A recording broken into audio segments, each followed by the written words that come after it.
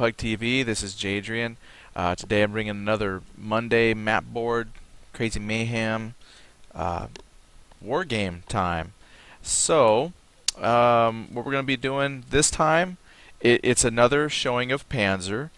And basically what I want to do this time is kind of walk through an actual kind of mission, do a sample playthrough. Last time when I did, I just kind of mostly focused on some of the different rules, what some of the assets might look like. Again, this is all speculative since it has not actually been released yet, but I've spent a lot of time with the rules, mostly focusing on the basic rules.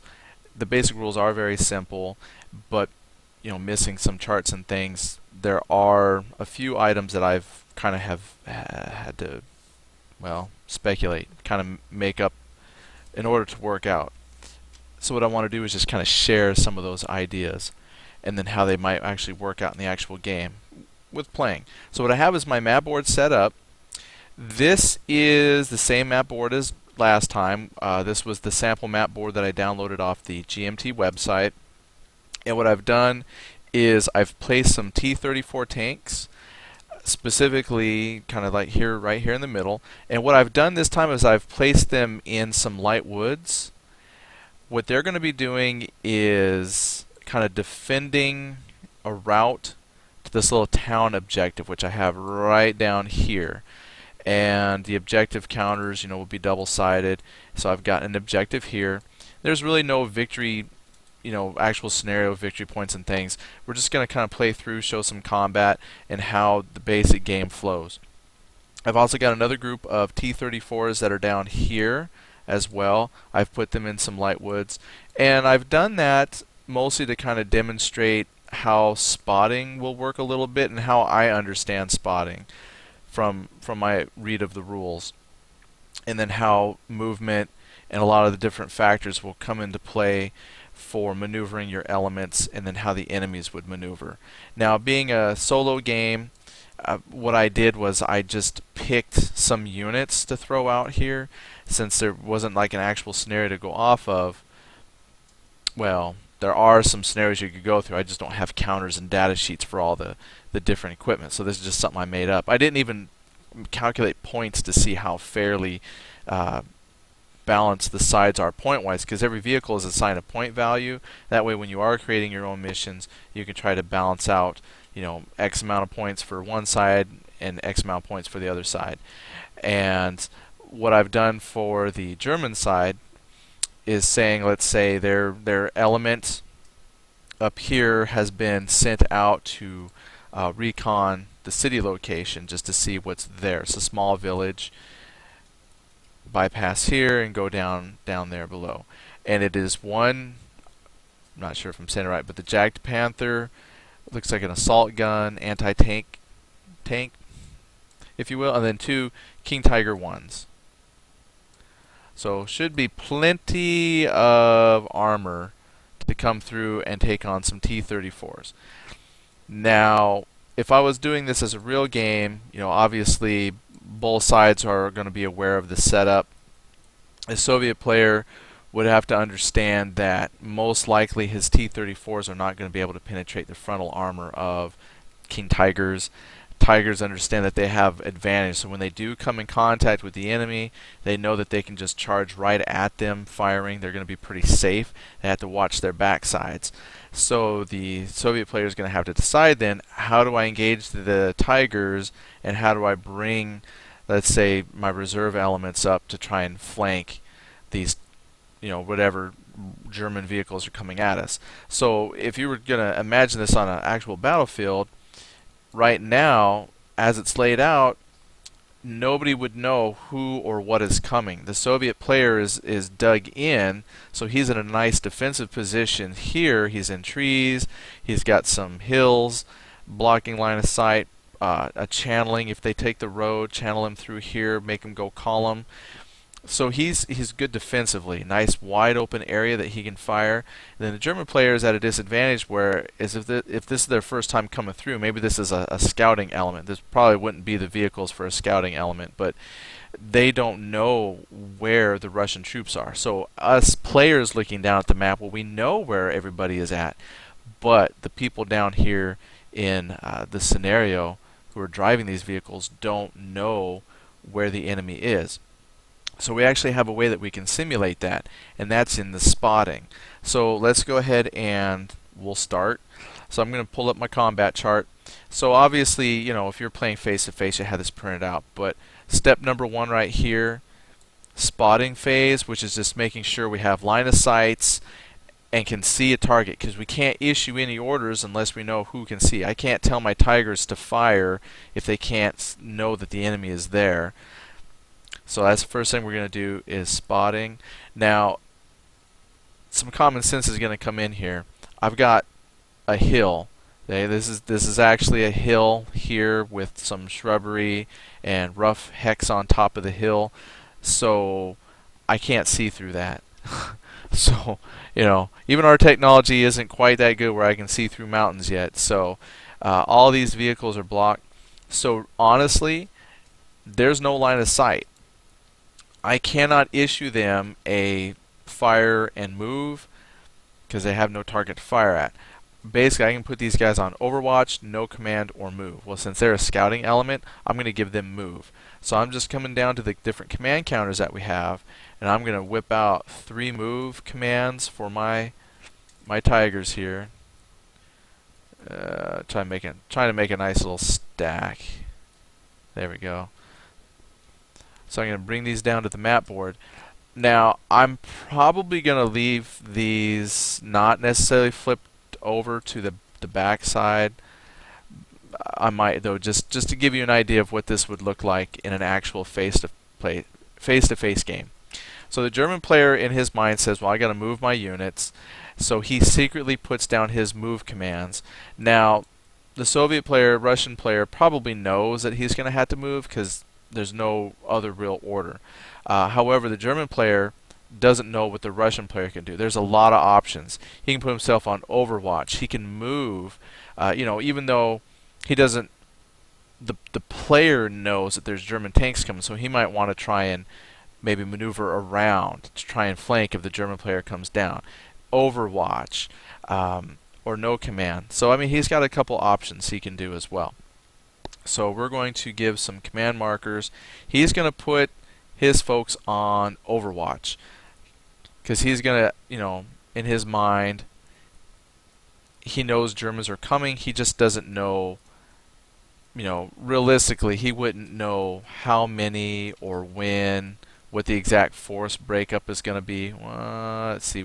Since I got 6 tanks down there, what is that, 5? Okay, here comes number 6. So the Russian player says, you know what, I'm going to go ahead and put, Overwatch. That way if somebody comes into view, I can shoot at them. So this is how it would look in a 2-player game. You just decide what you want your folks to do. So here's the thing. We had to make all of our decisions before we even check for initiative. That's Fog of War. Hey, Gridster.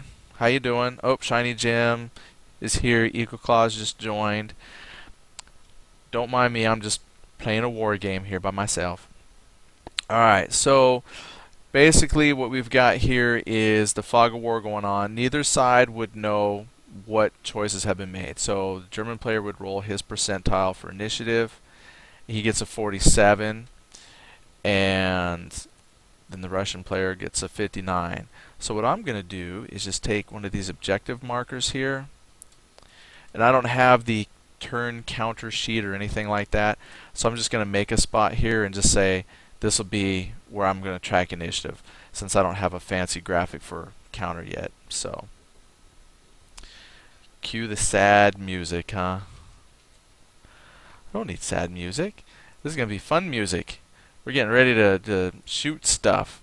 Alright, so we'll just that will help me to remember who had initiative. That's important in this game. So right now, Germans have initiative. So if you come to the chart here where it talks about the sequence of play, after we've spotted and then we've done the command phase where we've placed all of our command markers, We've then rolled for initiative, and which we've already done. Once we've determined the winner, then we go right into the combat phase. Well, here's the thing, since I've got nobody who was given fire orders because there was no line of sight to anything, nobody can shoot there, so I'm going to not worry about that. Then I have Overwatch after the direct fire, so if all the direct fire went, and then if there was any Overwatch to fire at the folks who did direct fire, that would resolve. No firing happened, so I'm just going to kind of skip the combat phase. Then you would just go right into movement phase. There's these colored rules here don't apply in the basic game. These blue are the advanced game, so I'm just skipping right over to the black text. So then we go movement. Second player. So that's the important thing with initiative. The person who wins initiative can decide who gets to fire first, who gets to move first. So the German player had one initiative, and he could have said, well, I'll let the Russian player go first. That way I can have the movement phase first. You know, you'll have to look at the board when you make that decision, you know, who's going to go first. At this step in the game, probably really doesn't matter that much, but we'll say that you know, the German player won initiative, he decides to go first. So that would mean the Russian player, who's the second player, would have to move first, but all of his units were put on Overwatch. So he has no units that can move. So once his movement is done for any units that were designated with move. Shiny Jim asks, can you not preemptively shoot at land? I can shoot at land.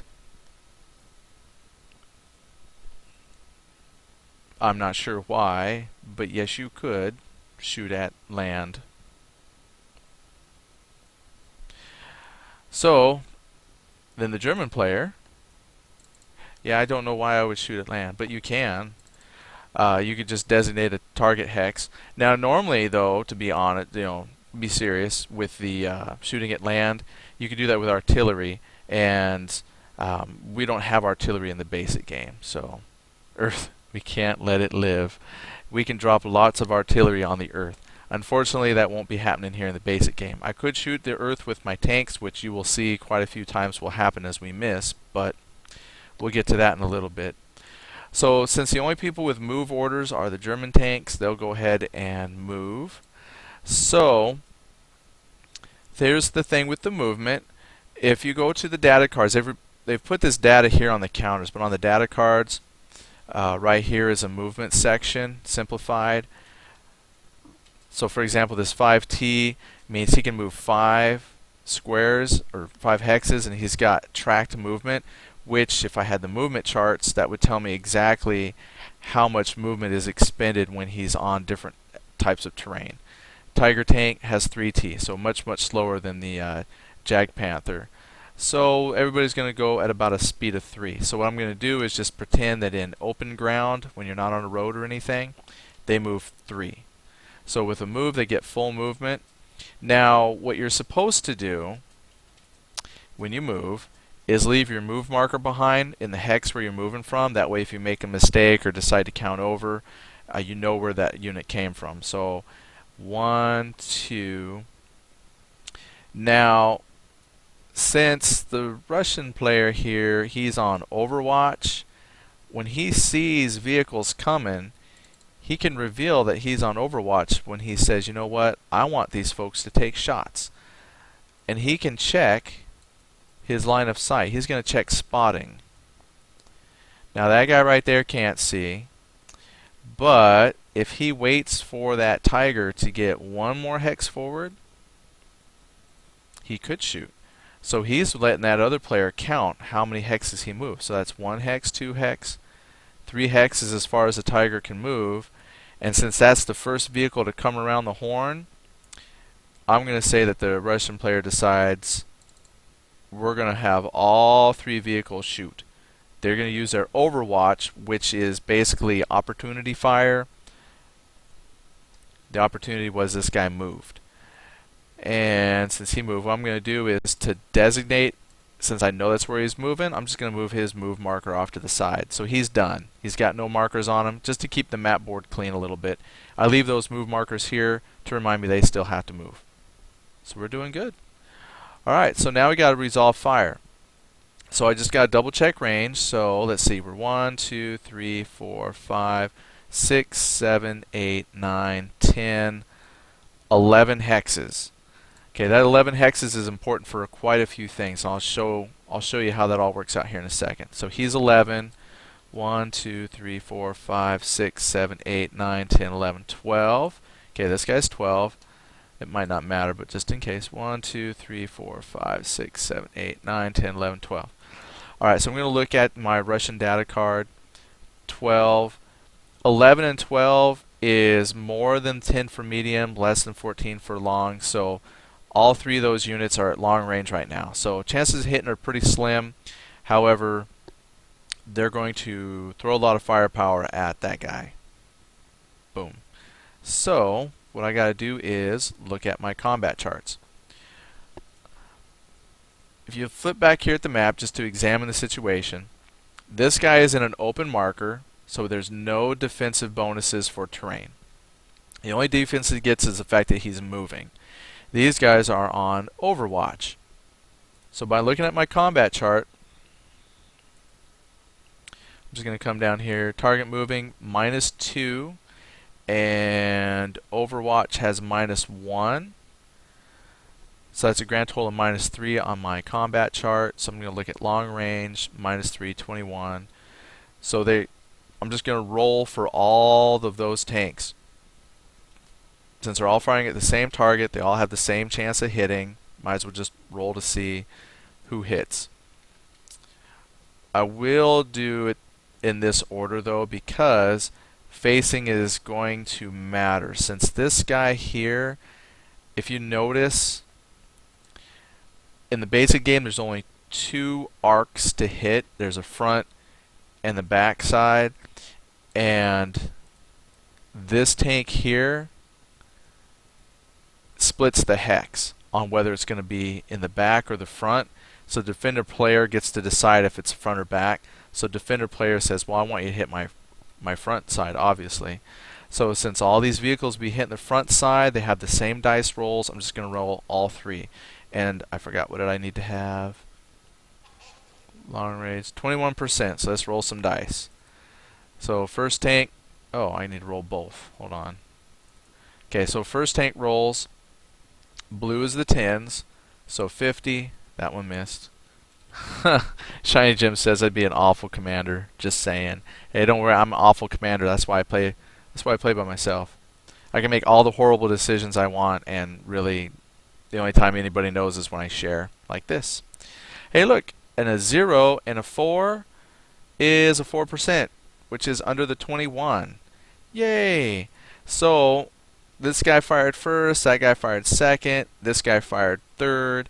This is the guy that hits the front armor. So let's take a look at our card here, our tanks. So at long range, their little 76.2 millimeter gun does 13 points of damage. So then we just compare that to the armor of the Tiger, which was the first tank to come around. And his front armor down here, as listed in the notes, is 21%. Not 21%, but just 21. Absolutely no way of getting through that armor. So that's scary for the Russians. So Shiny Jim says, but I'm the guy that suggested shooting at the ground. Well, you know, that just goes, yeah. I guess that does show your commander quality. Shoot the ground, everybody. Maybe they'll get scared. Alright. So I can only imagine what these guys are thinking. They all fire. A couple of them miss. They hit the earth. One guy hits the tank, and the shell just bounces right off. Ping. So what do we do with these markers? Well, first of all, what I'm going to do is their Overwatch fire is done. So we take them off. Now I counted range for a couple reasons. 11 hexes is what this one was. When you're spotting, the spotting distance for a vehicle that's out in the open, according to the basic rules, is 20 hexes. Now there's modifiers to that spotting range, and I don't have that chart. So what I did was I kind of looked at some stuff from MBT, which is a similar system, but it uses different charts, and basically I just fiddled some stuff. I know fiddled, I made that word up. So in the rule book it says that if you have a vehicle or something that's in, let's say, woods, there's a penalty on the spot distance. So that spotting distance is like 7 hexes away. Alright, so that's important. So depending on the type of cover that you have a vehicle in, it's going to be harder to see that vehicle. You actually have to be kind of close to that vehicle in order to see where they're shooting from, for instance. So these guys are all in light woods. Heavy woods, if you could put something in there, then the spotting range was out to something like 5. So again, depending on your cover, it's going to take your ability to see something at 20 hexes and shrink it down considerably. So since these guys are in light woods and they have a range of 7, that means this guy, when he comes around the horn and he got shot at, 1, 2, 3, 4, 5, 6, 7. Basically, stuff would have to be right around here in order for him to see it if it was in light woods. So he can't see any of these vehicles that were hiding in the woods. But here's the thing, when you fire or move, you're actually easier to see. So now we've actually got some spot counters to help with that. So these guys just got done shooting. Let's see, I'm trying to make a stack. Stack, nice. Alright. So here's what we do. What we're going to do is add some shooting counters. And what you do with counters that have multiple sides like this is you place the side of the counter, the information you want, to the front. So since they all fired, I'm going to rotate these counters so that the fire side is to the front. Just like yay. Awesome. And now, according to the rule book, when you fire, you get to modify your distance chart by -3. Like you get to go down 3 lines or up 3 lines. But I don't have the chart, so I don't have any lines to check against. So what I said for just my basic playthrough was that just increased how many hexes you get to see. So for example, since being in the light woods is like 7 hexes away, add 3 for firing, I had to be within 10 hexes to see where that fire came from. So 1, 2, 3, 4, 5, 6, 7, 8, 9, 10. So this German tank came around the corner, got shot at, so now he knows he's been shot at. These vehicles have identified themselves, but he still cannot return fire or in the next turn choose a direct fire action because he still has not identified where these targets, or what shot at him. He knows he got hit, so now he's frantically looking. He just hasn't actually seen anything yet. So that's why spotting in the game is super important, and that's why you have to give your commands before you roll initiative, is because you just don't know what the other person will do. Like now that the German has been shot at, and he might know that the fire is coming from over here, but if he wanted to try and come over and engage those targets, he would still have to issue a full move order and not say, a fire and move order, because he still does not have a direct line of sight on these targets. So let's move these other guys. So they can move 3. So 1, 2, 3. Now since all of these yahoos have already fired, they can't do an opportunity fire again. They just fired all their shots at this German tank. But they have been fired. And we'll see how that will make a difference here on the next turn. So he's done. I take his move off, and we'll move this tiger up. 1, 2, well, the Jag Panther. So the Panther up, and he's moved. And that's pretty much it. Oh, but I got to come down here. These guys, like once you look at your combat chart and you've gone through the movement, first, second player moved. Pivot step is not colored. Let me move this over so you can see it here. This pivot step is not colored on my chart, but it should be. That's actually an advanced game step, so we'll just come down here to the next basic game step. It says here, adjust and remove markers.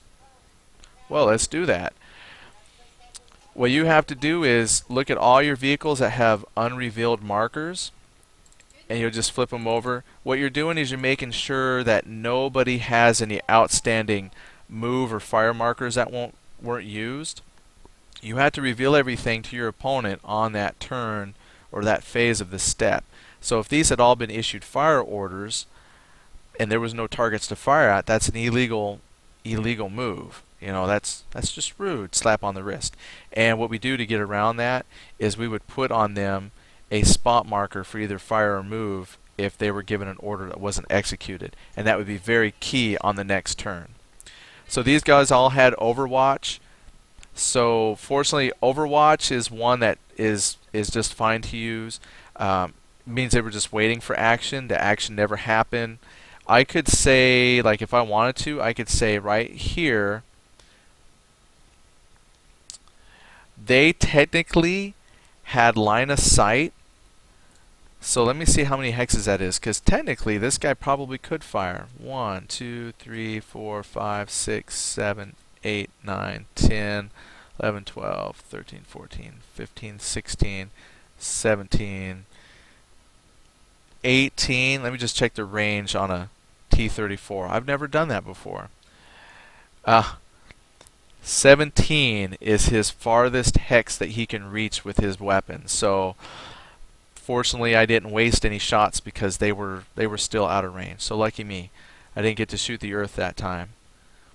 An extended range on a moving target with Overwatch probably would have been very hard to hit. But you can roll low. I rolled a 4, so it's possible. Alright, so no harm, no foul. So what we would do is clean up our map board. I didn't use these Overwatch counters, so I'm going to take them.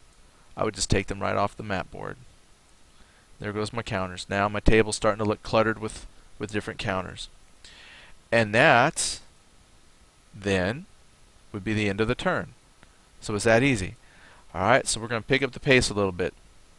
So now, both players are looking at the map and having to decide what to do.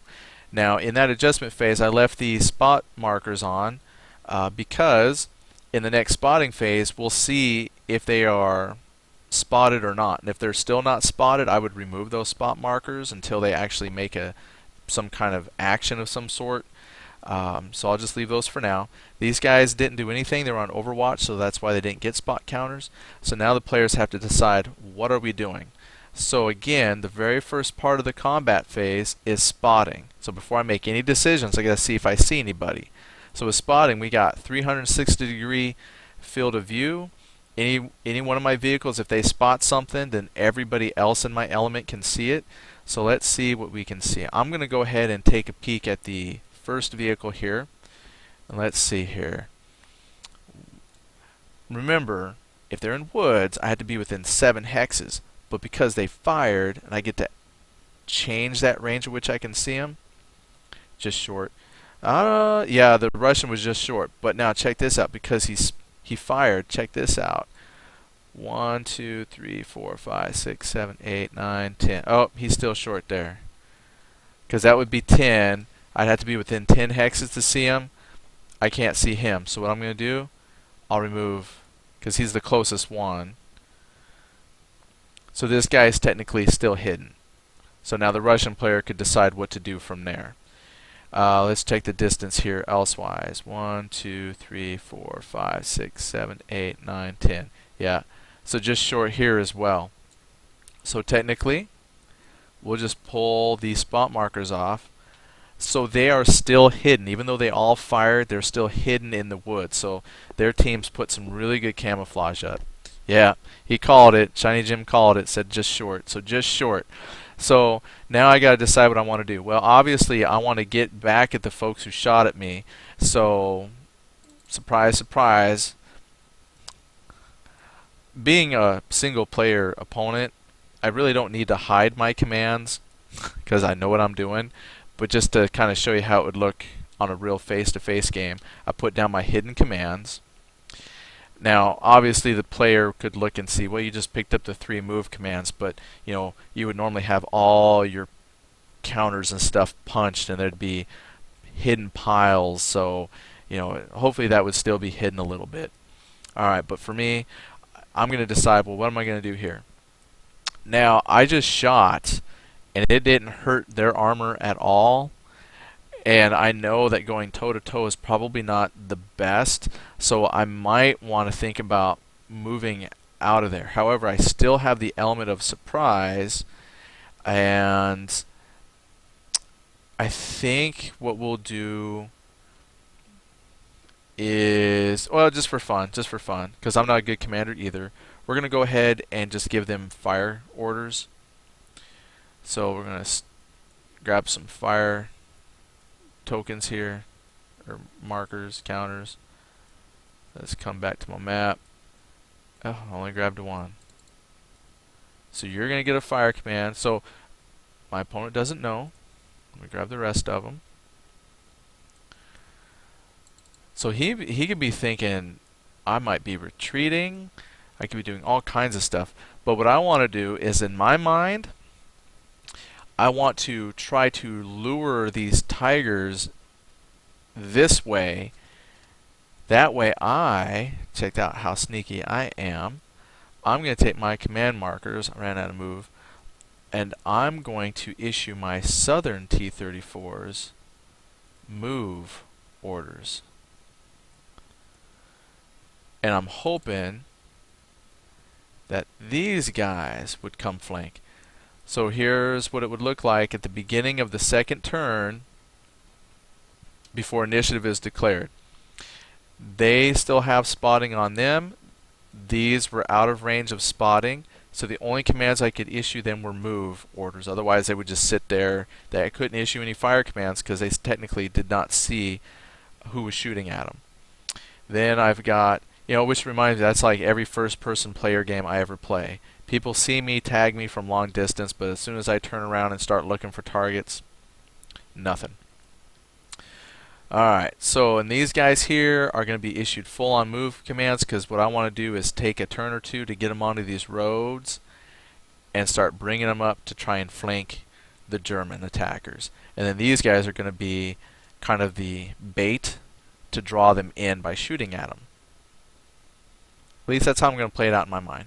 Alright, so now that they've all been issued commands, you would roll for initiative. So the German player rolled an 82, which would be hard to beat, and the Russian player rolls a 37. So Germans retain the initiative, and the German player says, well, he can't shoot, so there really wouldn't be a need to go first for the direct fire phase.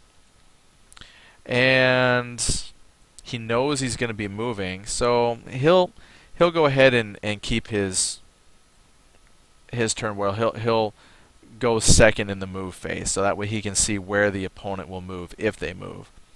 So then what we would do is look at our combat chart. We've decided who's got the initiative. The German player is going to retain his first position as first player. So we got spotting, command, initiative, combat phase, direct fire step for first player. Okay, the German player, his stuff is marked as move, so he's got no direct fire. So now we just move on to the second player then, and they reveal their fire orders. Awesome. So now the situation's a little bit different because we have a new target here. Let's see if he's any closer. 1, 2, 3, 4, 5, 6, 7, 8, 9. Okay, 11. And I think they're all 11. 1, 2, 3, 4, 5, 6, 7, 8, 9, 10, 11. 1, 2, 3, 4, 5, 6, 7, 8, 9, 10, 11. Now, with the different charts are going to have, these hedgerows may have an effect on line of sight. However, I don't have any charts, so I really don't care. I'm just going to pretend they're not there. We see over them. Alright, so they're all 11. So with that in mind, they're going to shoot at this guy. One of the rules I kind of made up for myself a little bit was enemies, we're going to try and shoot at the closest target. I've seen that in a lot of games, and even just, think about it, when stuff's coming at you, usually it's the thing right closest to you, firing at you, that you want to take out first. So kind of one of my program things is shoot the closest target. So that would be this tiger here. This one was the first one around the bend, but this one's the closest, so they're going to put their fire there. Hedgerows. Yeah, Shiny Jim. Hedgerows? Don't care. Don't care. doesn't matter. Shrub, don't matter. If I don't have a chart, I'm not going to worry about it. Alright, so at 11, we just take a look here at the Russian data cards. 11 is still within long range. Oh, those tigers have to get just a little bit closer, and then they'll be in medium range. Do a little bit more damage, but still not enough to penetrate the armor, but just to get the tigers rolling towards them. So long range it still is. So we come back to our combat charts. We have to reevaluate our to hit number. Since we are no longer on Overwatch, we don't have to pay that -1 penalty for Overwatch. But the targets are still moving, so we only have a -2. So I look at my chart for long range, -2. Instead of 21%, we need 24%. So we'll just run the 3 tanks. First tank gets a 35. That's a miss. Second tank, Private Dimitri loads up an AP round.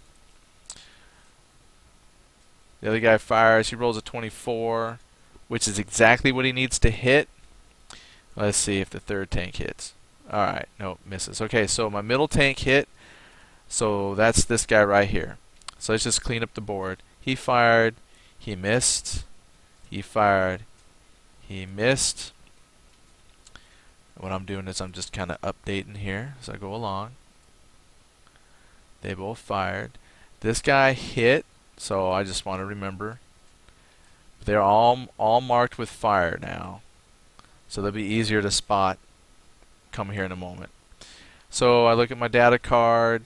Long range to do 13 points of damage. I look at the German. Again, front armor is 21, so those shells just are not having any effect. So the German player is feeling very, very confident at this point. So he takes a swig of his Brand X Cocoa and then gets back to the action. So that was the direct fire step right there. That was the direct fire step of the second player. There are nobody marked with Overwatch, so we'll just move on past that. So right after direct combat is movement. So the second player goes first. So since the German won initiative and he kept his first place position, the reason why he does that is he wants to see where the enemy is moving to. So let's take a look.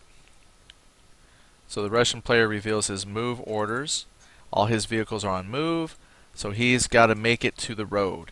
Now their movement is kind of blurry, but it's a 5T, so they get 5 points and they have T for track.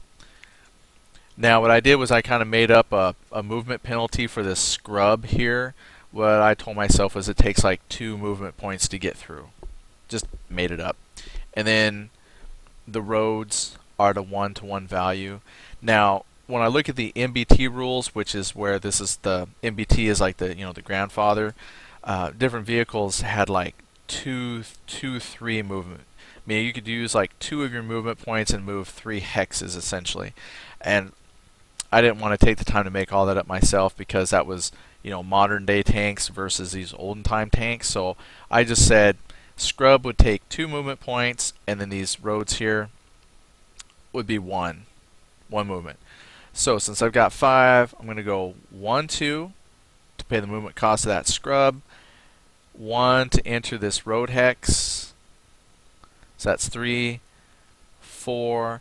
Now when you have your trails, there will be a difference in the movement point cost, but because I didn't start on that trail, I can't use all of my trail points. And if you notice, the vehicles here, when we start out on a trail, they actually get more points to spend for movement, represented by these extra numbers here. 8 for trails, 12 for roads, but since I didn't start on the trail, I'm limited to just my off-road speed.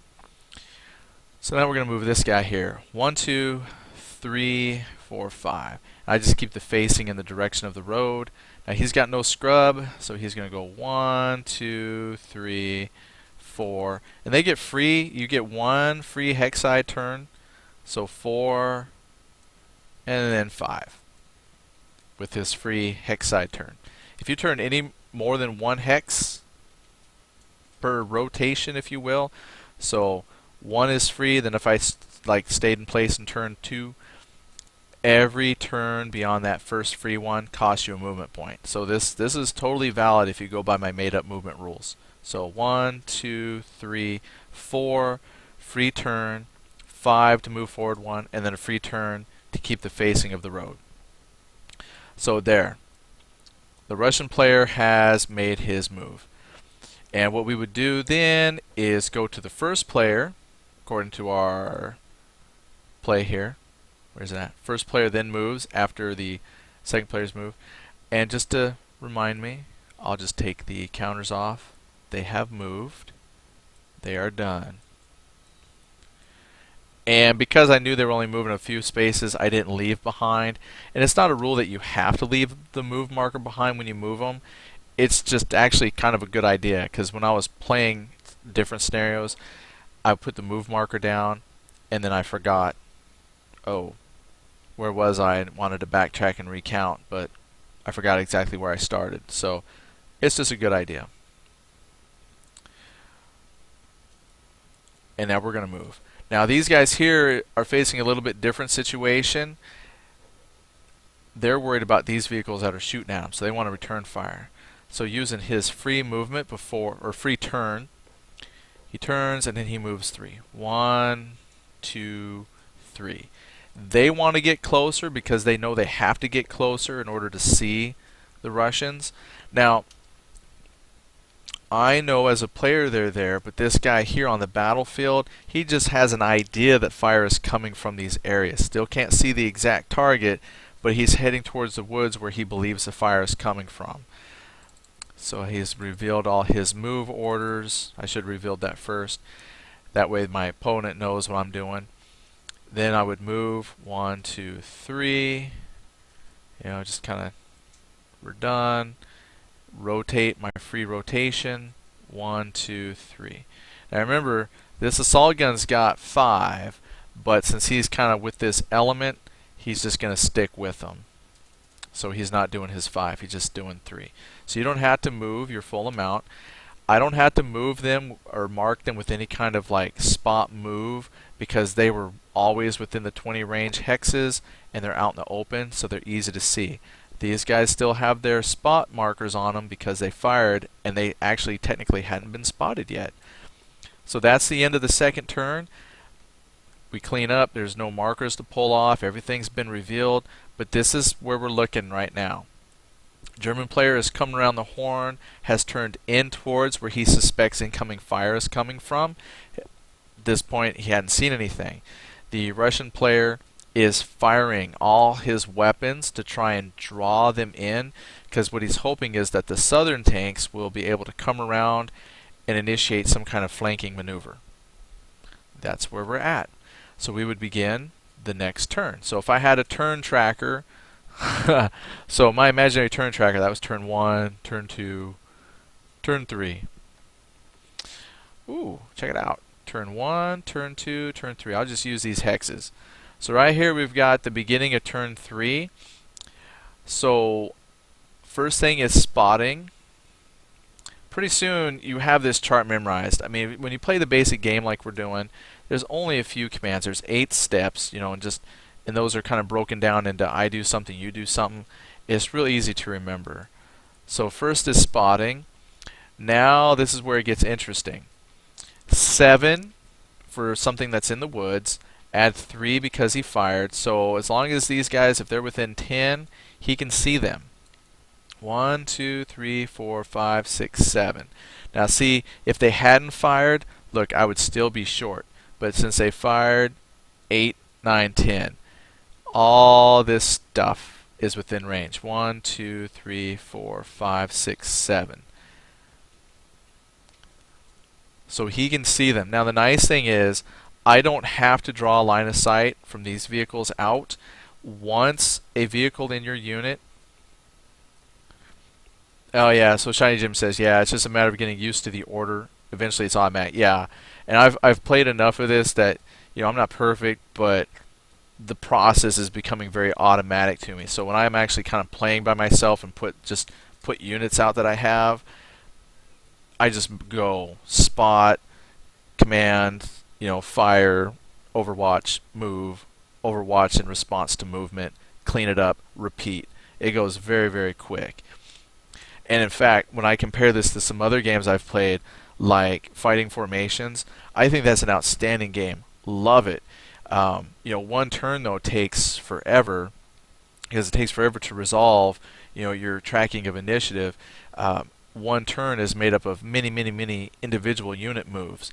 But it feels like it plays a lot quicker because there's only a few phases you really have to worry about. I mean, granted, you don't have smoke on the battlefield. You don't have to worry about placing your command markers. There's a lot less going on in the basic game here. But for some folks, this is going to be perfect for speed because it does play rather quickly.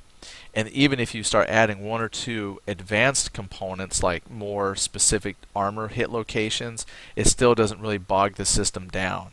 But yet, when you want to start adding a lot of that realism, adding your infantry, artillery, and stuff, yeah, that's going to start slowing it down. But the rules still play really, really quickly. So outstanding once you've memorized that basic pattern of a turn, and the command markers help. So now that we've got down here to our spotting where he's in range, spotting says in the rulebook that when one vehicle can see an enemy vehicle, then every vehicle on your side can see it until they somehow pop smoke and obscure themselves again. So he is relaying positions to all these guys.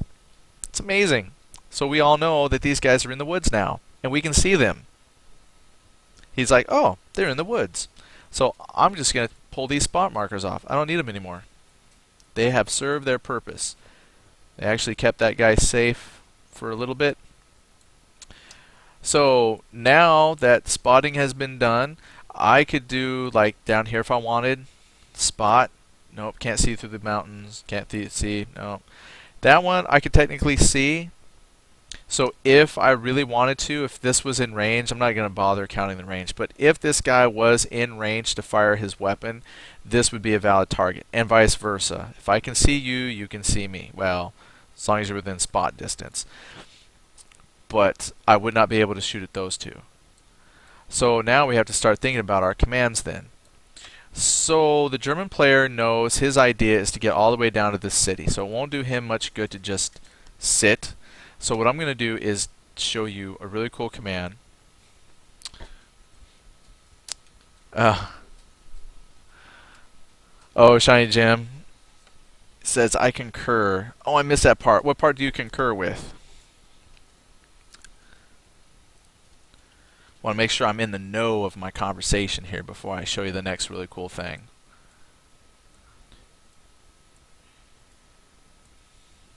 Oh, I don't need that many. Let's get rid of that one. Oh yeah, I concur about the turn thing slowing down once you add more into it. Yeah, but like I said though, luckily with this game, it still plays pretty quick because I've added a few, like I've been trying out a few things. To be honest, I haven't tried a whole lot, like infantry and artillery. I just don't have the counters and data cards and stuff for all of that.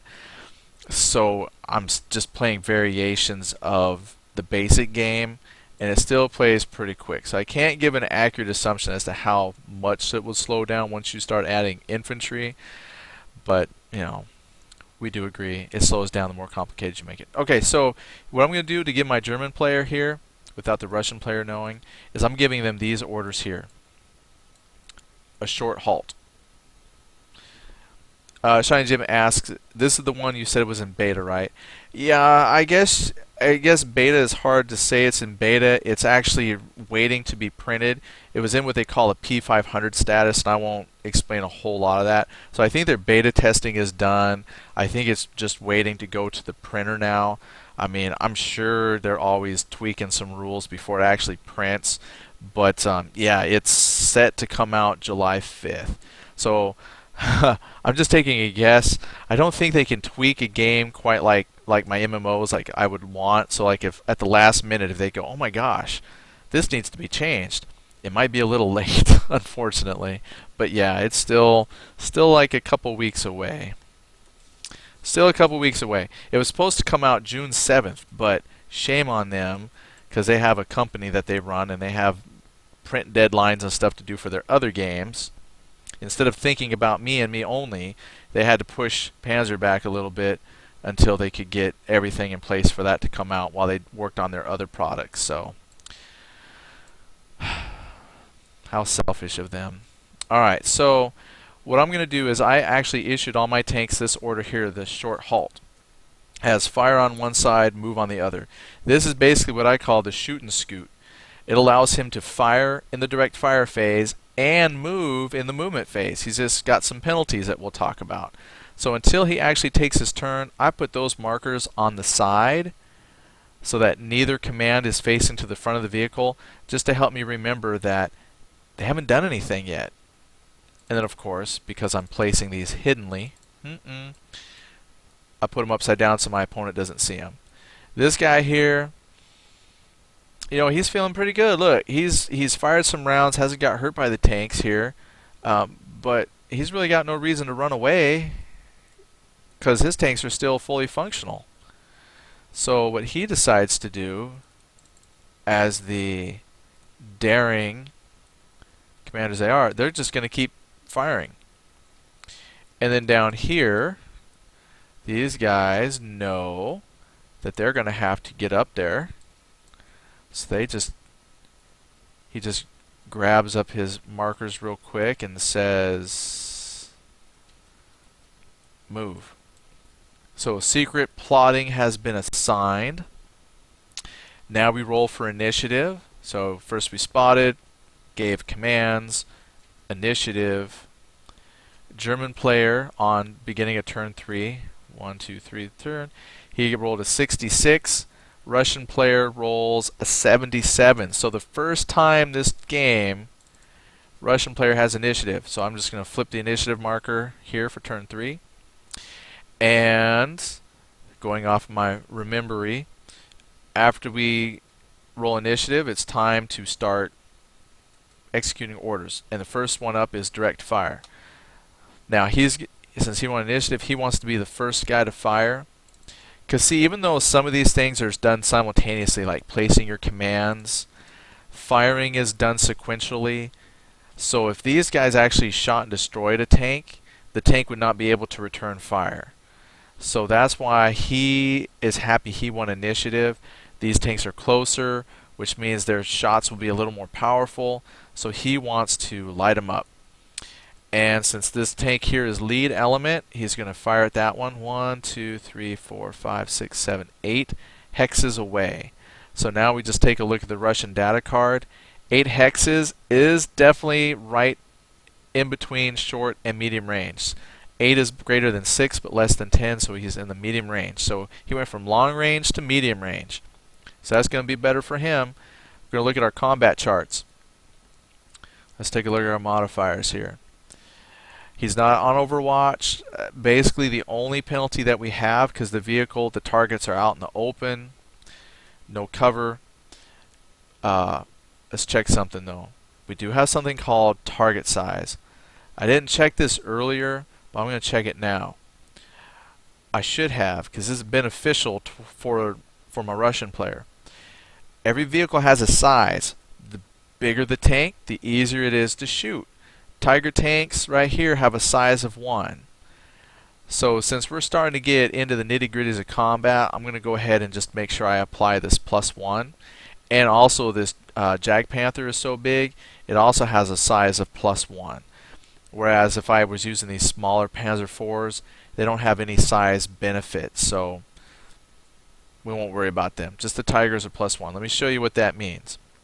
So my Russian player, he has a -2 to hit a moving target. So he's -2 on this column. The more into the negatives you are, the harder it is for you to hit something. Yeah, so Shiny Jim says it evens out a little bit. It does. It works out for the Russian here a little bit, because if he was going off just that standard -2 column, he'd need a 40% to hit. But since the Tigers are a little bit bigger than your average tank, he looks at the -1 column. +1 for the size, -2, so difference of -1. He needs a 45% to hit. And if I look at my map, all these vehicles are in medium range. So he's going to have all 3 fire at that lead element. They all need a 45%. So we'll start down here. 1, 2, 3. So first tank will have hit. So we'll resolve that in a second. Well, I'm not too worried about resolving it because I know that even at medium range, look, check it out. At medium range, I do 15 points of damage. My Tiger tank still has 21 points of armor at the front. They have to get side and flanking shots. That's why those tanks coming up from behind are so important. Alright, so even though they hit, I'm not too concerned because it's just bouncing right off. So this guy, he hit, no biggie. This guy, he also hit. That's kind of one reason I wasn't too worried about throwing in size modifier, because even if they hit, they're not hurting. But you know, let's worry about it now. And last tank rolls, yeah, he missed. So these 2 hit, he missed, but didn't penetrate the armor. So we'll just go ahead and take their fire markers off. So probably next turn, this Russian is not going to keep those tanks there. They have probably served their purpose. He'll probably think about moving them now because they're getting very close and they haven't hurt him at all. So they probably have lived their usefulness there. Alright, so after we have fire, since it's just me, you know, I know that these guys have moved, so there's no firing there. So now it would become my turn, or I should say the German player's turn for direct fire. So he says I'm going to fire. So he reveals his counters, since they're moving, not fire. His turn, he's got fire. So now the Russian player sees, oh look, he's got short halt. He's going to move and fire. Great. That means at some point he's going to get even closer to us. But we're going to resolve fire. Now all these vehicles are about equal distance. So if they're the same amount of hexes away, I just let them pick a target. 1, 2, 3, 4, 5, 6, 7. 1, 2, 3, 4, 5, 6, 7, 8. 1, 2, 3, 4, 5, 6, 7, 8. Alright, technically this is the closest vehicle. So this is the one that they're all going to shoot at. So Shiny Jim says, so now it's my turn. Well, you don't say. Well, Shiny Jim, I tell you what, I'll let you play the Germans. You can play the Germans. So right now, though, let me tell you, you've been given orders already, so you might have to help me out next turn. Tell me what you want to do. So we'll see how good a commander you are. But for now, though, your reserve officer was in command. So they're all going to fire at this guy. So be in, what did I say it was? 1, 2, 3, 4, 5, 6, 7 away. On a Tiger, let's see what I need to hit. So 7 hexes away. That's short range for the Tiger. So this is a much, much larger gun. So for the Russians it was medium range, but for a Tiger, 7 hexes is short range. Outstanding. So, so Shiny Jim's order as commander is to shoot the ground. Well, that's exactly what we're going to do, because if we miss, we will have shot the ground. So I'm at short range. He's in woods, not the heaviest of woods, but he's like in medium woods. Shiny Jim says, I command you to shoot the ground. Anyone that defies my orders will be treated as deserters. Alright, let's try and hit the ground. So what do I need to hit the ground?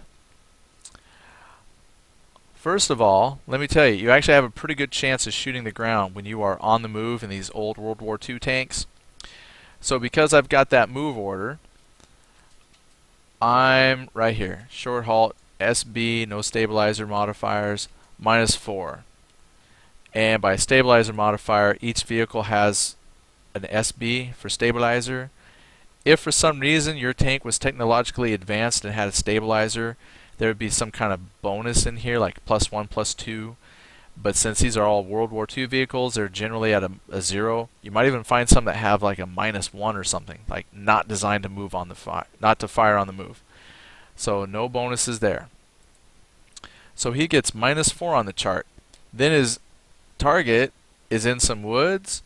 I put them as medium cover for woods. Dense forest I was going to have like -5, but vehicles don't go in there. So -3, -4 is -7. So even though I'm at short range, I got to come down to the -7 column. I'm still a 21% chance to hit. So when you're firing on the move, it really, really hurts. So here comes some ground shots. The first lead vehicle rolls a 19. Oops. Oh no, that's a 91. Oh, look. My blue is the 10s. So 91%. So guess what? Your order was technically followed. They shot the ground. So I'm going to move his marker to the fired side. So I know that he did fire. Let's make sure he's 1, 2, 3, 4, 5, 6, 7, 8. He's actually 8 away, and I know that one is about 9. But on my chart, 8 for a Tiger is actually now medium range. Ooh, that's going to be even harder to hit the tank. He's going to hit the ground. Alright, so let's look at medium range. Target is in the wood, so that's -3. I have a short halt, that's 4. So on medium, -7 is a 15% chance to hit. Pick up my dice, shake them, roll them. Uh-oh. We have our first person to disobey. He rolled a 9. So he hit the T-34. Well, let's see how well he hit. So if he's going to get in trouble for not shooting the ground, he wants to see how well he did. So at medium range, Tiger does 21 points of damage. Your Russian front armor is 18. So that's a difference of 3. So looking at my German gun, this is one thing I did do different from the basic game. The basic game in the rule books actually has a specific chart that you use for penetration damage, and it actually says like a 0 through 4 is, you know, a damage. It actually gives you a little chart. I'm still using the ones here off of the data card. So it's possible that even if you did a little bit of penetration, you get like a no damage. So you gotta hit really hard. Well, I've got a difference of 3. So a difference of 2 through 3 with that weapon gives a damage marker. So, I'm sorry. Shiny Jim says, it's okay, he'll be executed later. So here's what he gets for his trouble. Oh, I was going to knock it out. Never mind. Here, let me set that out. I said just damage, not knocked out. Alright. So we're going to come down here. This T-34 got hit by that Tiger. He got damaged. Now, here's the thing. Since you have to assign fire, I can't all of a sudden change and go, well, gee, since I damaged him, I'm going to go ahead and redirect my fire elsewhere. If he got destroyed completely, my Panther in the back couldn't have said, well, I'm going to go ahead and switch targets. So even though he's been damaged, this guy still has to fire at him, because maybe he'll actually get it, because that was the declared target. So we're going to check the distance on a Panther here. 1, 2, 3, 4, 5, 6, 7, 8. So on that really cool Jag Panther, 8 is also short range. He's got much better weapon. So at short range, he's got -7 because he's, you know, moving, and then the guy's in light wood. So short range, -7. Oh, let me see if there's a size bonus on the T-34. I didn't look. Nope, they're 0. I might have looked at it earlier. Alright, so short range, -7, 21%. So my anti-tank gun, assault gun, rolls, and he gets a 74. He missed. So we put him on fire. Alright, there you go. So you had a couple people who actually followed orders. Now we're just going to leave these markers here. I'm not taking them off yet because they still get to move in the movement phase. So I'm going to leave that there to remind me that they need to move. These guys were not on any kind of firing, so all firing is done. We would move on to movement phase. Since the Russian player won initiative and he decided to keep the initiative for that first turn, the Germans actually move first because they're second player. I have that memorized now. So the German player is going to move. Now here's something about the short halt. You get half your movement points, and when you have stuff, you round down. So that 3 that they have becomes a 1.5, round it down to 1. So Shiny Jim's like, attaboy. Yeah, so he shot the ground. So at least most of your men are paying attention here. So even though he fired and they damaged something, there's really not a whole lot of benefit to the move because he gets to move 1 hex. So we're rolling, just not very effectively. So now that they've all moved, see, I could flip these over to the move and just kind of leave that there. But since I know there's really not a whole lot of other move for them, I'm just going to go ahead and pull their markers so I know that they're done. Done. And then the Russian player says, okay, great, my turn. Now, he's starting his turn on the road. This is why this is important now. Since he's starting on this trail, see, there's 2 types of roads here. You got your trails, and then like an actual road. So I have 2 movement speeds. So when I'm on a trail, your T-34 can move 8 hexes on a trail, and then 12 on an actual road. Now, let's say you do a mixture. Part of my movement's on a road or on a trail, and then part of it's on the road. You actually get to move your road speed the whole path. So let's just see how many hexes I'll be traveling. 1, 2, 3, 4, 5, 6, 7, 8. So unfortunately that doesn't let me reach the road, so I'm stuck at my trail mode. And as long as I stay on the trail, I get to move that 8. But if I had tried to like come off of 1 hex and go back on, I wouldn't get that bonus. He says, that's actually weird. It's actually pretty cool. So your tracked vehicles do have pretty good movement. Just remember though, without the charts, I don't know exactly how their movement points are modified by switching between trail and roads. I'm just going off of the little paragraph that it has in the rule book, and without any charts to back up exactly what I need to see, it's really hard to say how correct I am. But just based off of the paragraph, like I'd pull it up and read it, it just says if you do a mixture, you go off of the higher one, is essentially to sum it up. So he gets to move 8 since he's on a dirt road. Yeah, he's in a hurry to get to the road. Well, yeah, because he's got to flank these tigers. So, now, normally you would have to rotate your facing every time you move. What I'm going to do is just kind of count my hexes and then move. Since I get a free move every time I move a hex, I'm not going to sit and turn it each time I need to. I'm just going to count. So 1, 2, 3, 4, 5, 6, 7, 8, which is the same direction that he's facing right now. So this guy, 1, 2, 3, 4, 5, 6, 7, 8. He's moved. Oh, he left his move marker behind. 1, 2, 3, 4, 5, 6, 7, 8. And that's what I should have done, was left a move marker behind. But alright, so now they've moved. Not a whole lot going on. They're racing. And that's a way blown out view. That's where we stand currently. So my southern reserves have gotten a little bit closer. The Germans have pushed their advance just a little bit. They damaged one of the vehicles that they saw that was here, and these 2 guys are holding their position. But now we wrap up our turn. There's no markers or anything to clean up off the board. We're ready to move on to another turn. So let's see how this materializes. Maybe we'll go like 1 or 2 more turns here. So with that in mind, we do spotting. Now all these guys down here, no line of sight because we got mountains in the way. Here, everybody was well within range of spotting.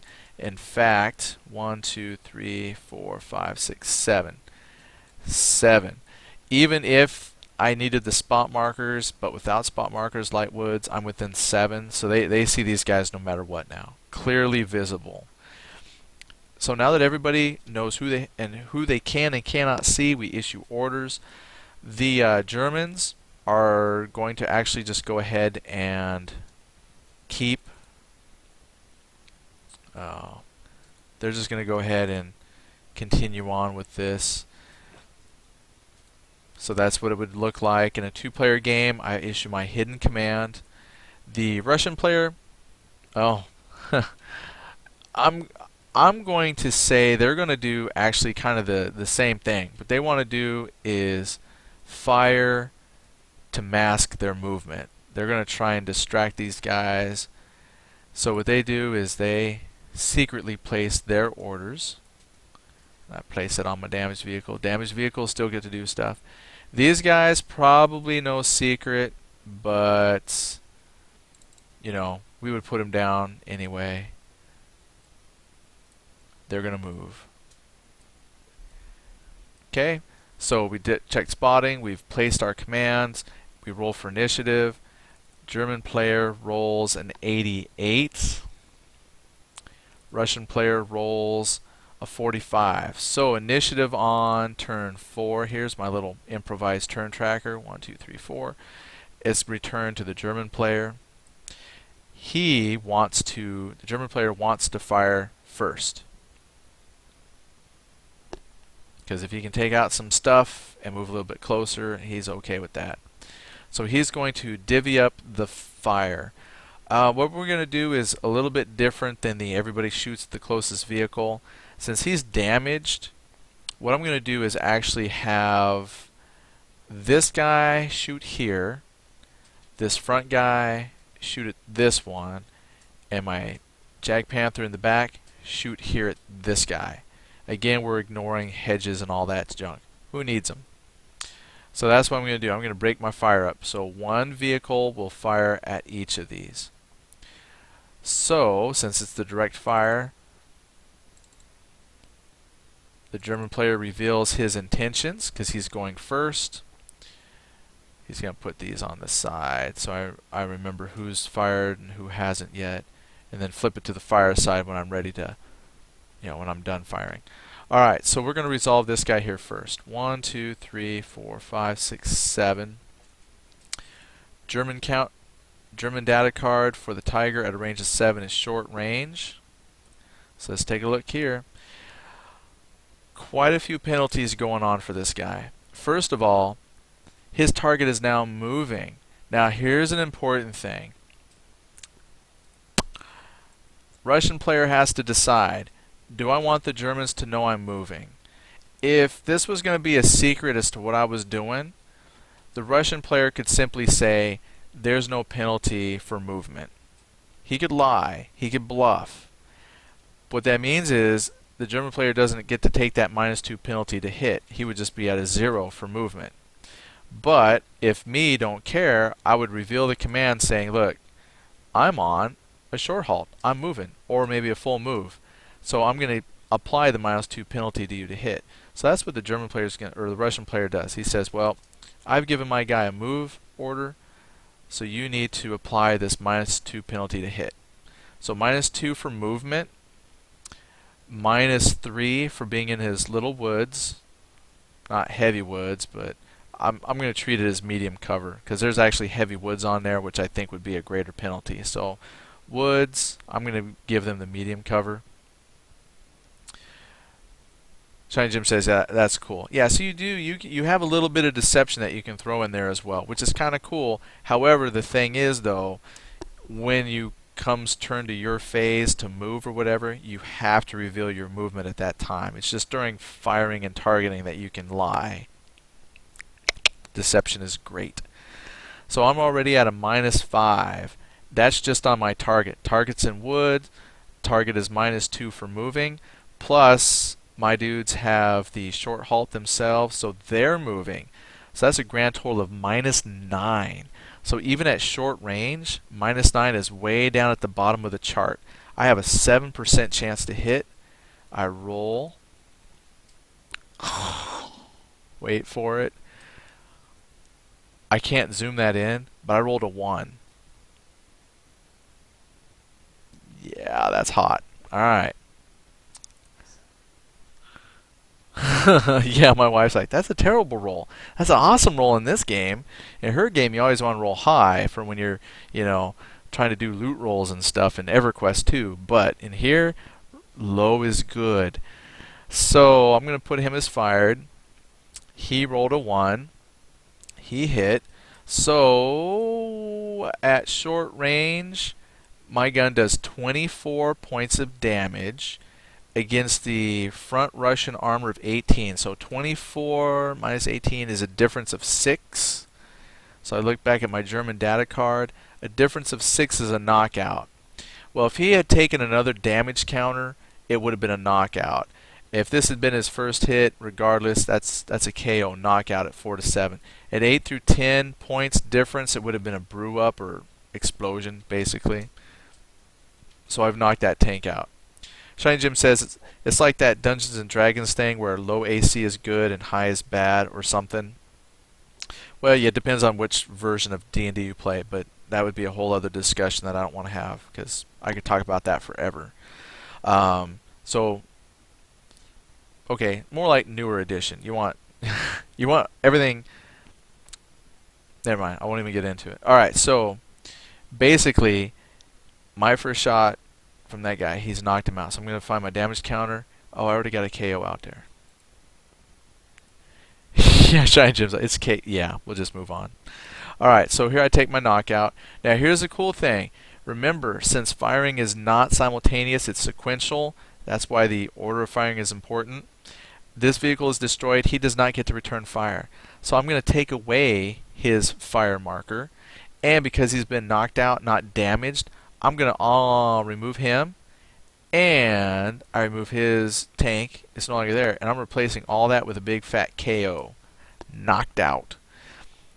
Unfortunately, you don't get to see what happens with a damaged tank because they still get to act, but they have penalties applied. But he is gone. So I'm just going to move him off to the losers pile of chits and put my damage over here for later. There you go. So he's fired. And I still got them to shoot. So this guy here, he's hoping for some magic too. 1, 2, 3, 4, 5, 6, 7. That we remember is short range. And with all those -9 penalties, what was short range, -9, 7%. Let's see if my luck holds out. 3. What? Shiny Jim asks, does the tank carcass stop movement or changes the hex? Why, yes. Yes, it does. In fact, a brew up also can modify the hex to some degree. For example, I could still move through the hex and travel through the hex, but being as it's off-road, it really doesn't do a whole lot to the hex. Having a knocked out tank in the woods really doesn't make a whole lot of difference. If this had been knocked out on a road, then me traveling along the road, that would have interrupted my road movement speed, and I wouldn't get to travel at that fast high speed because you have to slow down to maneuver around the vehicle that's on the road. So I would have only been able to have traveled at my off-road speed if I had knocked him out on a road. So knockouts in other terrain really is not that big a deal, but in a woods, nothing. But on a road, it would be bad. Now, if this had been a brew up, meaning it's a smoking, burning mess, it would affect line of sight as well. So same rules as a knockout, but then it also affects your ability to shoot. It gives you a -2 penalty to shoot through a brew up hex. So these vehicles can actually modify things later on in the game. So for now though, where he has died, it's not going to make a whole lot of difference. He says that's pretty in-depth. It is. In fact, as you get going with optional rules and advanced rules, these carcasses of vehicles will count towards like stacking limits and things like that in a hex. So yeah, it can get pretty in-depth. But still, it doesn't really add a whole lot to the rules. We just know, oh, it's a -2 penalty to hit because you're shooting through smoke. And it makes sense. So for now, though, he's just dead in the woods. So now this guy, he rolled a 3. Yes, we'll resolve that. I rolled a 3. Look at that. I had 2 awesome hits in a row. So what did he do at short range? At short range, target is 24.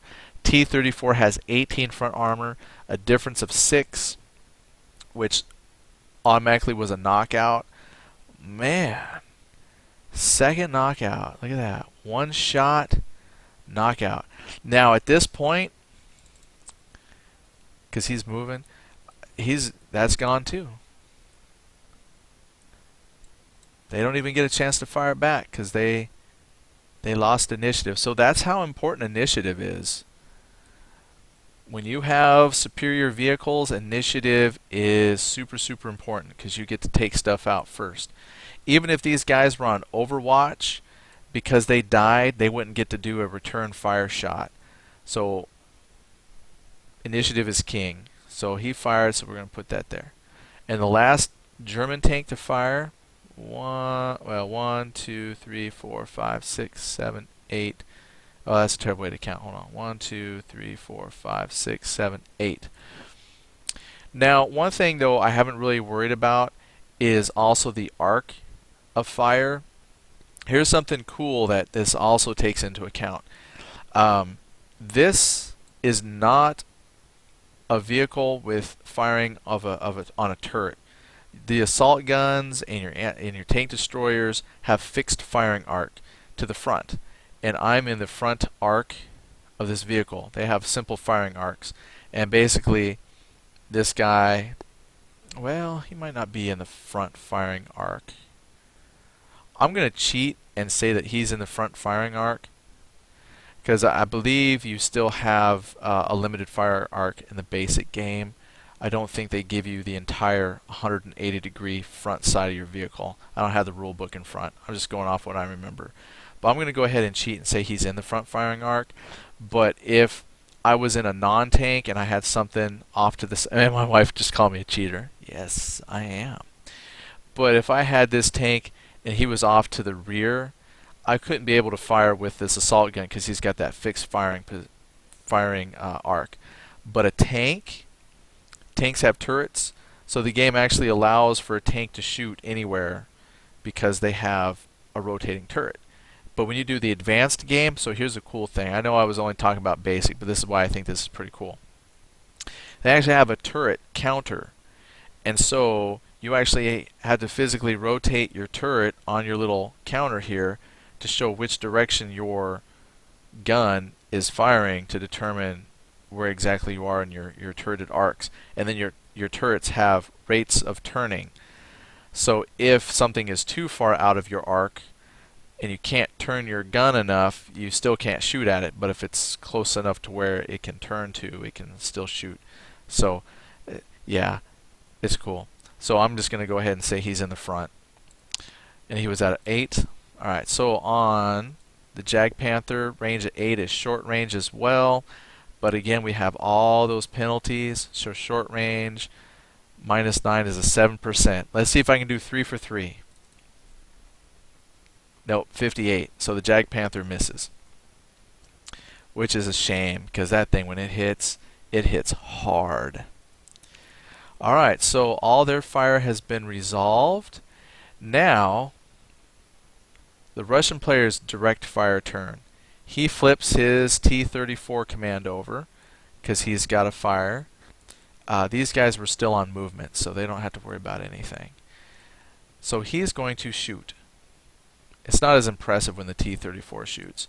1, 2, 3, 4, 5, 6, 7. So he's 7 away. Russian data card says 7 is still medium range. Oh my gosh, they are totally outgunned. They brought a knife to a gunfight. So medium range, and he's got all those penalties. His target is moving, but his cover, there's no cover. The enemy is out in the open, so he doesn't get a -3 penalty for cover. So he's got the -2 for a moving target and -4 because he himself is moving. So that's a -6 on the medium, is a 20% chance to hit. He fires his one shot, and it strays off into the atmosphere. Totally misses. He's got his fire command. No more firing to resolve. You move on to movement. German player had 1 initiative, so he will move second, meaning the Russian player gets to move first.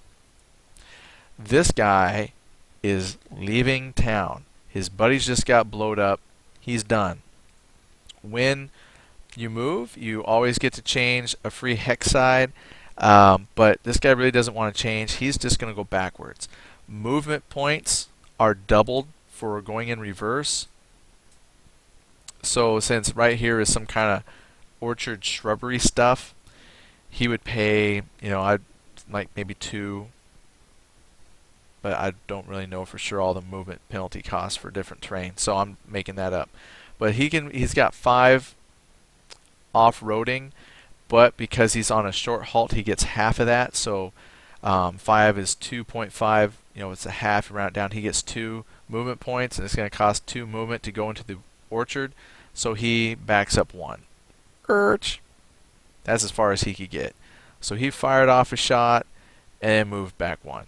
Now the nice thing about that is, though, when we go to do spotting, those woods block line of sight. So lucky him, we can't see him no more. He can't do any more shooting, but then the German player can't shoot him. So that was a smart choice. The next group of Russian players to move is our tanks that were down here.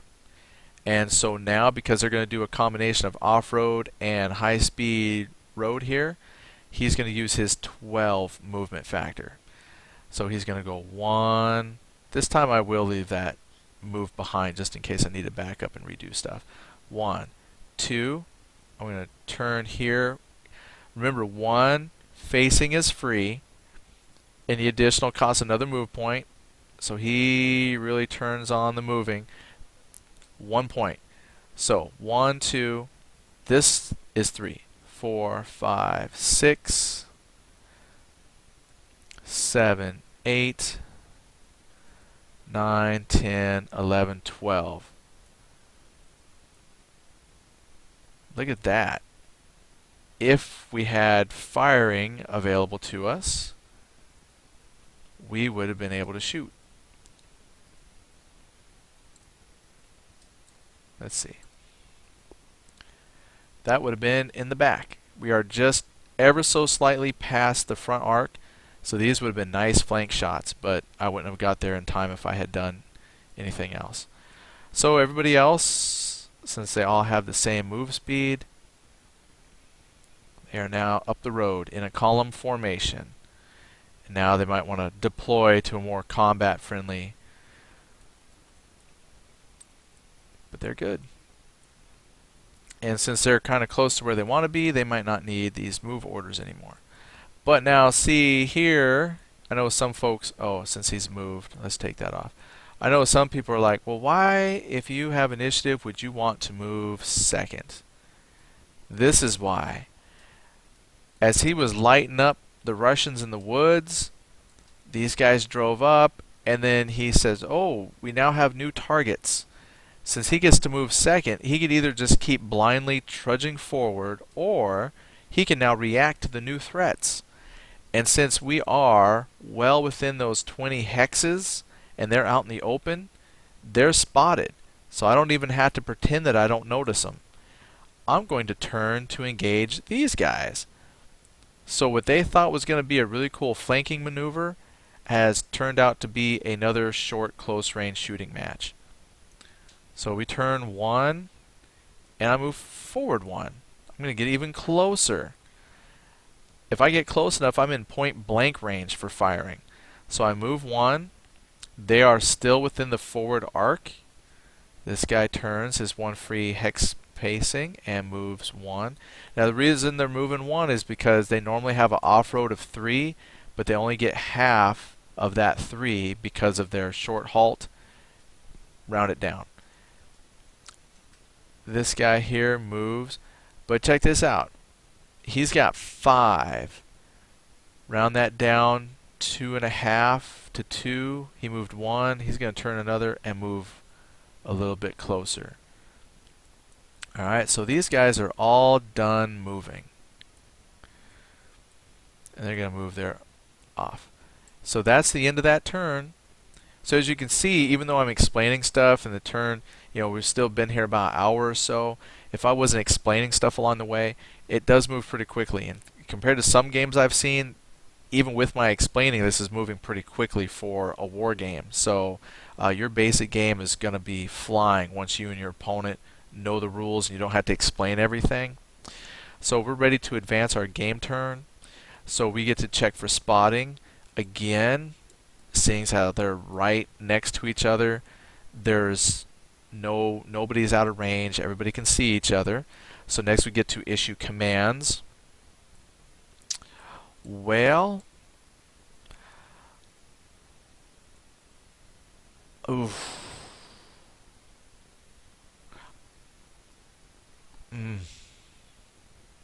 This is going to be tough.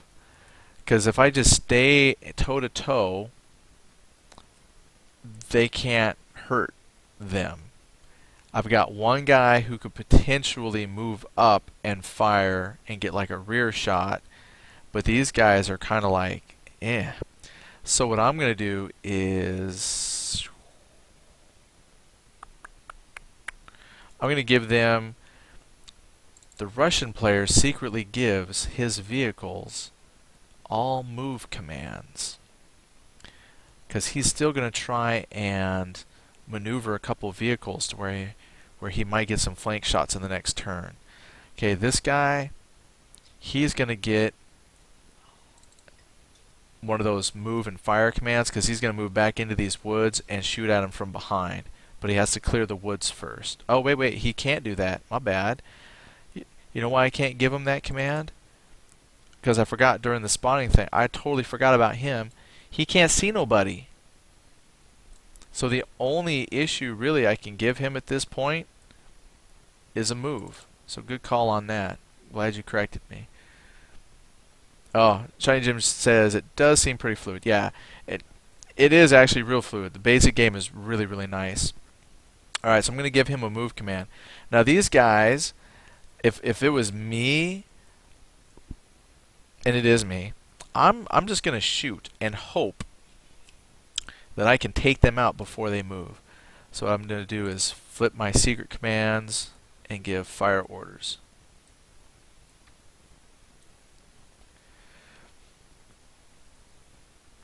Let's see here. The question is, but can't he know where they are since the others see him? Yes, he knows where they are.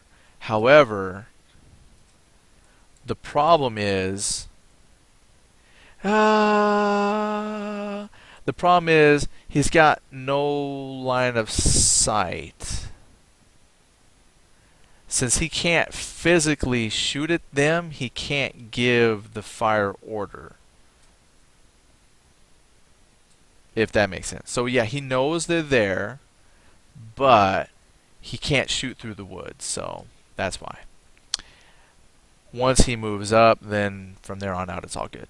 Alright, so what we'll do is we'll go ahead and issue out this last turn, and we'll see what happens. Because I've noticed that in a lot of war games, you're given a limit, like you have 5 turns to reach your objective, and since I'm coming up on turn 5, even though I'm nowhere near the city, so in essence, you could say the Russians to some degree have won, because they have delayed the German advance enough that they've prevented them from reaching their objective. So you could also say, well, depending on how this turn ends out, victory point wise, you could say it's a victory for the Germans because they've destroyed so much more armor. So if I had actually a scenario written up, you could debate on who's going to win this game. So we'll just do one more turn and see how it turns up. Shiny Jim says he knows they are in that direction, just not the pinpoint location. That's exactly right. And that's why that spotting phase before you issue commands is so important, is it really helps prevent you from making decisions that would just be impossible to do otherwise. So whoever shoots the more ground. There you go. The winner will be whoever shoots the most ground. I know that's going to be open to debate, but if you support the shooting more ground theory, then I wasn't even keeping track of that. I don't know who shot more ground. I think the Russians shot more ground because they were firing first. So at the end of this turn, it looks like the Russians will be the overall winners. All right, so we're going to zoom in on the action here a little bit. I think I can actually keep everybody in frame. So let's roll for initiative. So German player, he rolls a 21. Russian player rolled a 56. So the Russian player gets to act first. So we would decide or have to reveal who does what now. The first step after initiative is direct fire. Well, the Russian player knows he doesn't have any direct fire, so he would just simply say, I have no fire. I have no direct fire. Then the German player says, hey, I do, so I'm revealing my commands. Here are my dudes with direct fire. So now he has to declare targets. I'm going to go ahead and do the same thing. We're going to walk our fire down the column. This Panther is going to shoot at this lead tank. This one's shooting here at the second one, and my last one is shooting at the back. Wait, maybe? Yep, I was making sure I cleared this mountain, or the hill. So we're going to fire down the column and see what we hit. 1, 2, 3, 4. Okay, so I look at my card. On the Jag Panther, a range of 4 is point blank range. So let me pull up my combat chart. So I no longer have my shoot and scoot penalty. My target, if the Russian player wanted to reveal that he's moving, which I'm going to say he does. He says, "Oh, by the way, here's my command marker. They have move." So I'm going to reveal that all the dudes you're shooting at have move markers. So I have a moving target. I'm stationary. They're on a road. They're out in the open. So really, I have a -2 penalty. Their size value is a 0, so I have no penalty or bonus to hit based on size target. So I'm just going to look at point blank range, -2. I have a 72% chance to hit. Wowzer. And I'll roll a 94. I go from rolling like 2s and 3s to roll a 94. Which, is that good for EverQuest 2? See, my wife says that's a good roll for EverQuest 2. Alright, so I take his fire marker off. He's done. Alright, so this guy, because he was declared to shoot the next guy in line, 1, 2, 3, 4, 5. I look at my chart. 5 is not quite point blank range, short range. Combat chart says target is moving. So at short range at -2, 56%. I rolled a 50. Yeah, so he hits. He does 24 points of damage at short range. Front armor was 18. So that's a difference of 6, which on my little chart over here, that's a knockout. Okay, so I see your question here, just one second. I'm going to grab another knockout. See, now we're moving. See, things go a lot quicker when you don't have penalties, or very few penalties. It's a lot easier to hit your targets, and when you've got heavy hitting guns, you really start moving through things now, because we're just knocking stuff out now. Boom. Alright, so the question is, Shiny Jim asks, does a tank get coverage from another tank? He says, 1 second. How dare you? Sorry, I didn't mean to put you on hold. Yeah, I did. I totally meant it. Actually, they have a really cool thing. No, you don't get coverage from another tank. So, like, I can't hide behind another tank. In fact, what they say in a hex is actually bad if you have a lot of tanks. Basically, what happens is they have no stacking limit, so I can put, say, like 100 tanks in one hex, and once you get over what they say is 6 vehicles is what they call overstacking. So if I put like 7 tanks in there, I actually lose all benefits to terrain, everything. It's as if I'm out in the open. So you're actually penalized for hanging out with other vehicles. So you're actually safer to spread out, is how they reason that. So, yep, no hiding behind other vehicles. Makes sense, but they don't have rules for that. So let's see here. He fired. He hit that tank. Yep. So interesting. If we'll talk about this when the move turn comes up. Alright, so this last guy, he needs to fire. 1, 2, 3, 4, 5, 6, 7. Alright, so 7, I believe that's medium range. Oh, short range. Short range on a Tiger is 7. So we have a -2 for movement. Out in the open, no other penalties. So short range, -2, 56% chance to hit. And he rolls at 80, so he misses. Well, I'm glad he missed. Let me tell you why. Because let's show you what happens now with the movement phase. So all direct firing is done. Now we have the movement phase. Now the German player won. So he moves second, but he's got nobody to move, so he's done with movement. So the Russian player gets to move. So all move commands are revealed. I'm just going to move this guy back up real quick. So he's done. He spent his 2 movement points to get back into the woods. He actually has 5 altogether because he has a full move, not one of those shoot and scoot move orders. But he wants to stay in the woods for protection. It's done him well. He's lived. Now this guy here, this is where it gets interesting.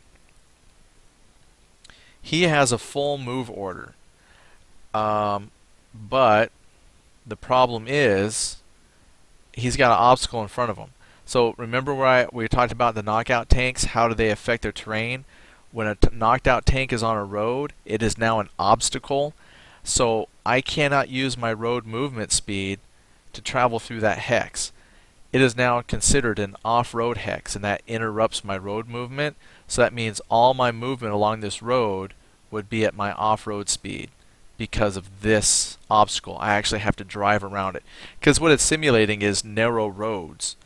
So I have to slow down, go around it, come back, and then I can pick up speed beyond that. So 5, I could move 5 hexes. 1, 2, 3, and do I want to go this way, this way? Do I want to just move off-road and stay off-road? Do I want to turn tail and try and come around this mountain? So we're just going to say he's going to come over here. 1, 2, free turn, 3, 4, 5. Let's see here. 1, 2, 3, 4, 5. He's going to get all up in their business. Now this guy, let's see what he could do. If he goes off-road, he's got 5 as well. So 1, 2, 3, 4. Oh, check it out. Check it out. 1, 2, 3, 4, 5, and a free. Even though he's got a turret, so it don't matter, but I want to present my front armor towards people. Look at that. Why would you do that? Now we're mixing it up, man. We're getting right in there. I could move this guy into the same hex as him because there's no like melee combat with tanks. So I mean, I could move enemy tanks and stuff by each other. The hexes are big enough that they just drive by each other, so there's no ramming or anything like that. You know, wait for like an optional rule or something if you want to check like ramming, but in the basic game there's no ramming, so I could just drive through his hex, and this would allow me to get back behind, so now I could shoot behind. So again, this would be real important for initiative on that next turn, who gets to fire first, because now I'm point blank with a Russian tank shooting into the rear of a Tiger. Yeah, ramming speed, Mr. Sulu. You know, so I just drove on past. Now I'm going to stop the game there because this really is coming down to the last couple of vehicles, and it's just a shooting just back and forth. So let's just take a look though. Like, by moving behind the Germans, does my T-34 even have a chance of hurting the Tiger? So let's look at some numbers here. We won't do any rolling, but we'll do a hypothetical. Let's say we got to the firing phase. So a Russian T-34 at point blank does point blank range 19 points of damage. Okay, so remember that. 19 points of damage at point blank range, which he has to be within 3 hexes to do, and being 1 away, he is. So at 19, at the rear armor of a German Tiger, their rear armor is a 16. So what did I say? 19? I already forgot. 19. Rear armor 16, right? That's a difference of 3. So in actuality, the T-34 has a chance of damaging the Tiger at that range, which gives the Tiger some penalties to shoot and move when he's damaged. Plus, if you damage it a second time, then it's destroyed. So the T-34s, by getting up super close and trying to get those flanking shots, actually have chances of damaging, hurting, and eventually taking out the Tigers, which... Okay, he wrote down the numbers for me. So 19, 16, 3. So really, when you think about it now, when you go back and you look at your World War II documentaries and stuff, that's what they had to do in real life. They had to swarm the German vehicles, have like 1 or 2 that kind of came at the front sacrificial to draw their attention, while everybody else tried to swarm from behind and take point blank shots at the backsides where they had less armor, because tanks put most of their armor up front. So there you have it. They have really done a good job in to me, kind of modeling the perception of war. You know, if you were to go, I know some games go even more complicated in their combat, and again, here even we'd have our front, you know, turret armor, turret side, turret rear armor, so we can even get a little more, you know, in depth in this. But just for that perception of war, I think this models it pretty good, because it's how I've always learned that the World War II tank battles happened. German tanks were far superior with their firepower at longer ranges and their superior armor, so frontal assaults were crazy hard.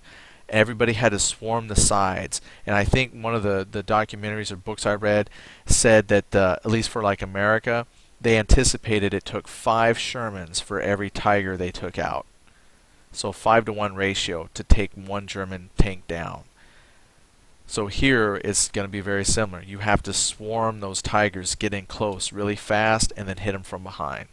So I think this does an outstanding job of replicating that. So no, if I was a really good Russian commander, I would not have let these guys stay in the woods and exchange shots 1 for 1. I would have started moving them, sending them in different directions to try and split the attention of my Germans, and then try to surround them and get on them just like this. Get right in the mix. So that is a sample game of Panzers, and I think we've covered pretty much all the rules. I can't really think of anything that wasn't really covered in the basic rules. There's movement, you're firing. I think we covered it all. Hit charts with rules explanations. I tried to cut those down a little bit, but that's still just to make some of this make sense. That wasn't covered in the last video. So this was a very extended example of play. So yeah, Shiny Jim sums it up. Cool. So for those who like to fast forward, hopefully you got a little more information out of the game. Last review I did, rules explanation, they were like, man, that was a really long video. Well, that's what I do, is really long videos. So hopefully this gives you a much better example of what combat can look like, explain the rules even more if you haven't seen the first video, or clarify some rules from the first video now that you've actually seen an example of play. If you do have any questions, feel free to ask. Hopefully somebody more knowledgeable than me can clarify even further. And then hopefully by the time I'm not going to be covering the game again. I've already got some other games in the works, like a Band of Brothers. Let's see here. I had some other games that I'm working on as well, so I can demo and show.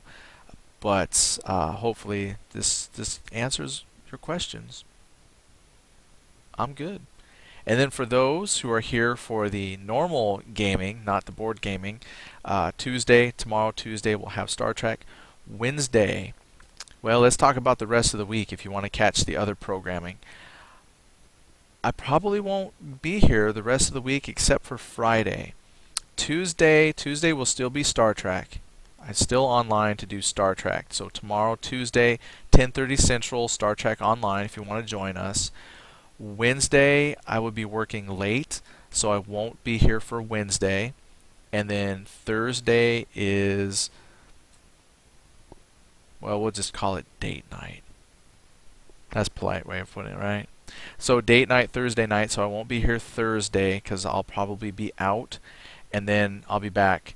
Friday is what I'm shooting for. So I'll have more clarifications tomorrow on Star Trek Online. So otherwise, every weeknight, 10:30 p.m., Mondays is Monday Mapboard. So we'll have probably Band of Brothers next Monday. I'm working on that one. I'm pretty excited. So hopefully see y'all then. Oh, so yeah. So Monday Ion is now Monday Mapboard. Yeah, I need to change that. Ion, yeah, we've pretty much have scrapped that. Once we started getting PvP that we didn't want, that's just rude. If you're into that kind of thing, then it's perfect. We're not big PvPers, and it's just like, nah. Plus the housing. We gave it a shot. We got our characters up to where we could do housing. We looked at housing, and compared to EverQuest 2, there's just no comparison. So Ion, you have wings, but those wings got clipped. Alright, that's all I got. So we'll see y'all later. I'm going to hit the big red shiny button now, which is end our night. Alright, thank you so